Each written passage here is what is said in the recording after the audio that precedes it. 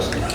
So it's going to be another big week for Genesis Smith, potentially getting a start. What have you seen out of his growth, and what do you think about him being inserted in the starting lineup? Well, Genesis has really worked to model his game off of Stooks. So if you've noticed, he's really been playing for us right now 4 positions. We haven't been able to get to our dollar stuff because, just because of the numbers. It's been one of those seasons. But you'll see him at the star position. You'll see him at the free safety position. You'll see him at the boundary safety position, which is really, guys like that, and like Stooks did, as he did in the Oklahoma game, where we had to plug him in late due to injuries, and he ran out there and played corner without playing it since the Mississippi State game, and just was really able to, when they went into their 3-by-1 stuff, be able to lock down that ex-receiver. Guys like that have great value to your football team. Trade-in going out, what do you make of that? That's a sad situation, for the young man. And I'm not going to slight, the value he has for this football team, because he's very important to this football team as a model, as a player, his unselfishness. When you see him in the Utah game, hurry up, trainers, I got to get out there. He's taking notes on the sideline. A guy that should be feeling sorry for himself and about his feelings, he is just finding another way to help us win football games. One of the young players missed an assignment on a big play there. Stooks had notes. By the time I got in at halftime, I said, hey, RC, draw it up. He said, Coach, Stooks has already gone through it. You just can't have that kind of models in your program. And that's the culture that we've worked hard to build within the DB room, but also in the defensive room. And I constantly look for ways to have team building experiences, and that is one of the best that you can talk about. And that is going to be an example that will live far beyond 2024. I'll constantly use that as an example of what a great teammate looks like. David? Coach, based off what you just said there, it's so easy for all of you to say next man up, but when you have to replace captains like Trayden and Gunnar, how do you do that?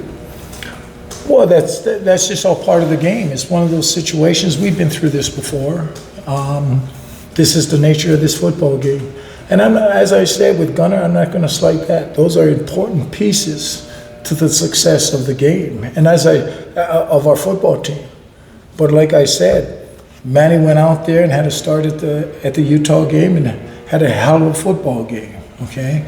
And then Genesis had to come in and play nickel, where his natural position is field safety, when Stooks went down.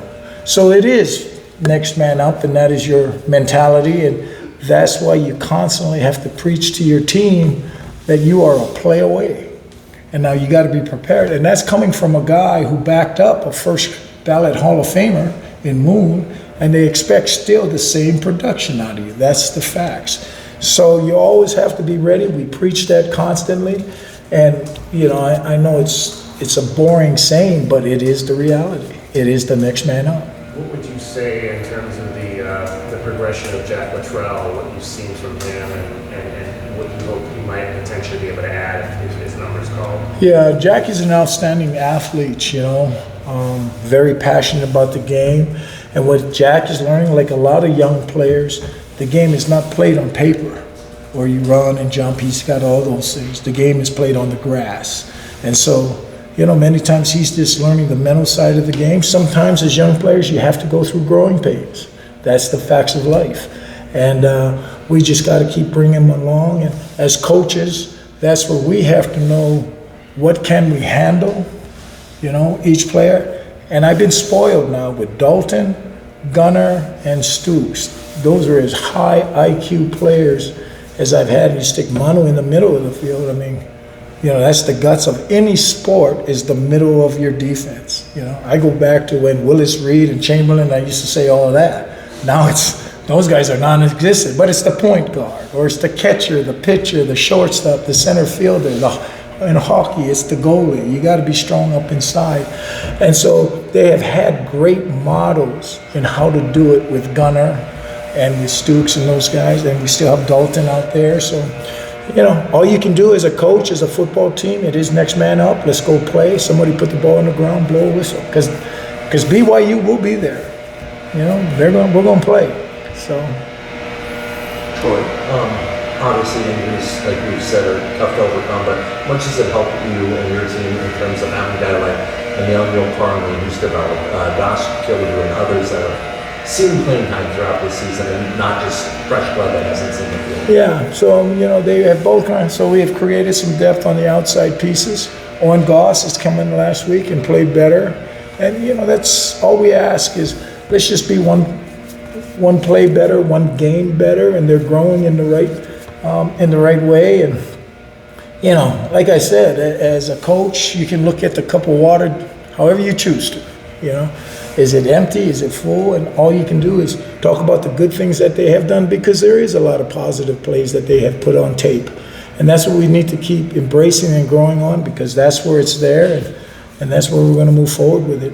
And we just got to figure out, as the week wears on, what can we do back there? And if we have to keep cutting so we can execute to play fast, because you guys heard me say it before, I just want to do a few things, but do it real well so we can play, we can run and hit, and I believe that's what this defense has done. Because they had a heck of a second half, and in this last game there was a lot of tough situations, but to have 7 3-and-outs is phenomenal. Okay, to go in that second half and go 3-and-out, take away, 3-and-out, take away, 3-and-out, and we were short a couple great players at the time. So, hey, let's just jump in there, let's go play, and let's see where it goes. Do you think that's the key to kind of this development of the defense, the progress of the defense, the simplification of go out and play instead of overthinking things out there on the field? Well, we've been doing that for a lot of years. This is not the first season we have done this. That's what the previous Arizona defenses were built on. And when I went to Texas, that's what we did at Texas. Stanford, it was a little bit more, but when I got there, I kept chopping it down, because it's just so hard to play a bunch of defenses. Let's just feel the ones that, we feel like will fit in this game plan, and what can we execute is always part of it. Because it still comes down to taking what I always say, taking the thinking out of the game, and just see and react. And part of our meetings are that way, where, I'm asking questions in an air-conditioned environment, but I don't want, too late. The ball's gone already.